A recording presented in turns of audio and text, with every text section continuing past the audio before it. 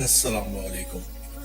حضرت موسیٰ علیہ السلام کے زمانے میں ایک شخص ایسا تھا جو اپنی توبہ پر کبھی ثابت قدم نہیں رہتا تھا۔ جب بھی وہ توبہ کرتا اسے توڑ دیتا، یہاں تک کہ اسے اس حال میں 20 سال گزر گئے۔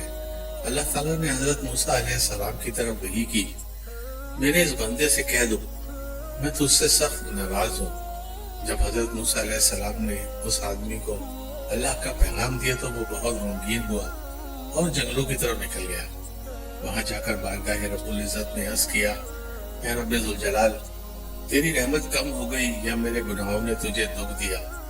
تیری بخشش کے خزانے ختم ہو گئے یا بندوں پر تیری نگاہ کرم نہیں رہی؟ تیرے عفو و درگزر سے کون سا گناہ بڑھا ہے؟ تو کریم ہے، میں بخیل ہوں، میرا بخل تیرے کرم پر غالب آ گیا ہے۔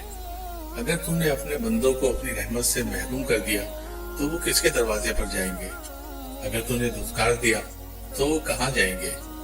اے رب قادر و قہار، اگر تیری بخشش کم ہو گئی اور میرے لیے عذاب ہی رہ گیا ہے تو تمام گناہ گاروں کا عذاب مجھے دے دے، میں ان پر اپنی جان قربان کرتا ہوں۔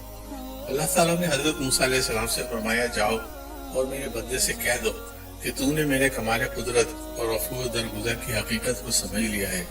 اگر تیرے گناہوں سے زمین بھر جائے تب بھی میں بخش دوں گا۔ دوستو، اگر آپ کو ویڈیوز پسند آتی ہیں تو کمنٹ کریں، لائک، شیئر اور سبسکرائب کریں۔ بہت شکریہ۔